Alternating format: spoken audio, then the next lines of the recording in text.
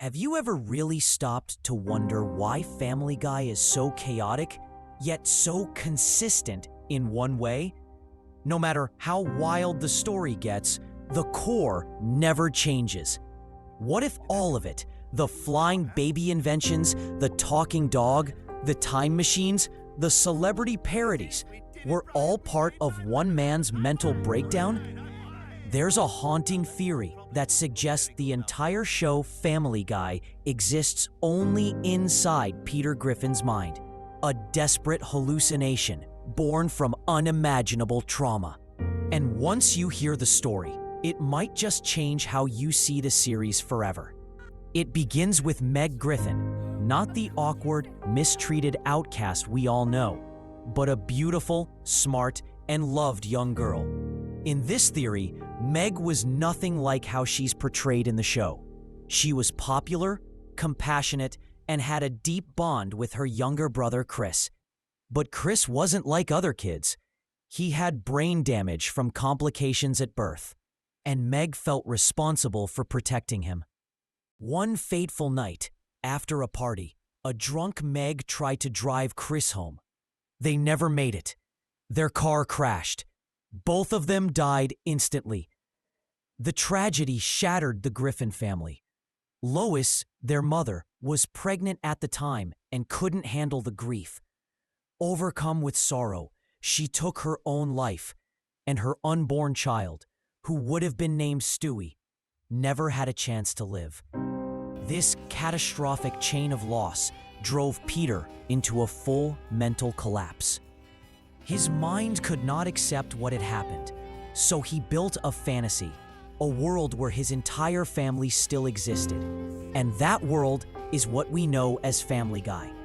In this constructed reality, Peter lives with Lois, Meg, Chris, Stewie, and a talking dog named Brian.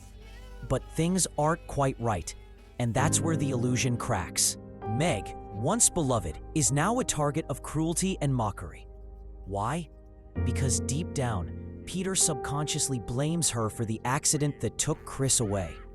His mind turns her into a punching bag, someone everyone mocks just to process his pain. Yet occasionally, we see Peter show her kindness. Moments that feel out of character might actually be moments where his real emotions briefly break through the illusion. Chris, meanwhile, is alive and well in Peter's dream. But his slow, confused behavior reflects the real Chris's brain damage, a twisted way Peter keeps him alive, even if it's not how he was meant to be. Then there's Stewie.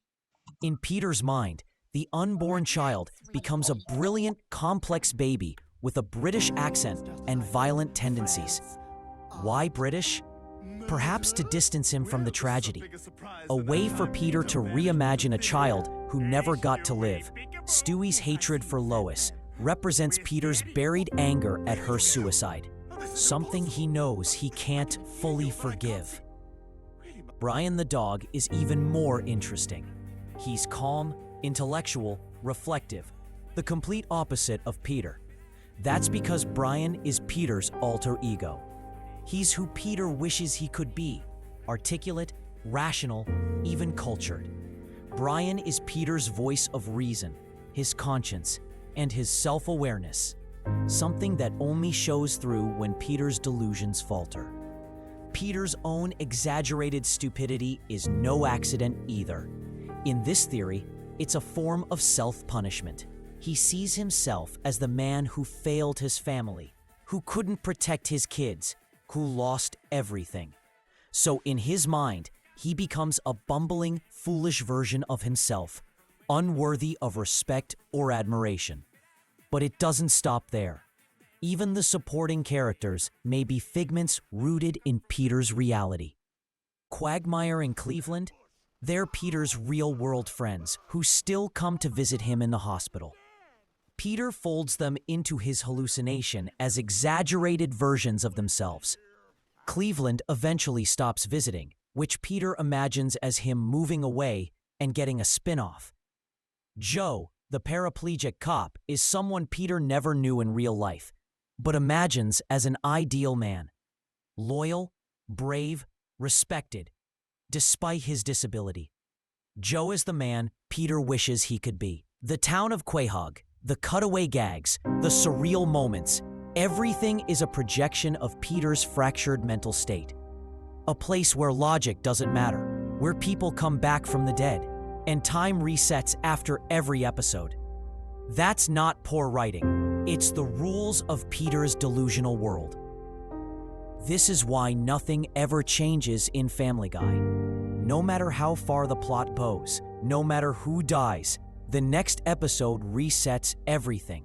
Because Peter's mind can't let go. He replays the fantasy again and again, keeping his family alive in a world where he's still with them, even if it means ignoring reality. It's dark, it's tragic, but it explains so much. Because in the end, Family Guy isn't just a random cartoon. According to this theory, it's the desperate dream of a broken man. A man who lost everything and created a world where he never had to say goodbye.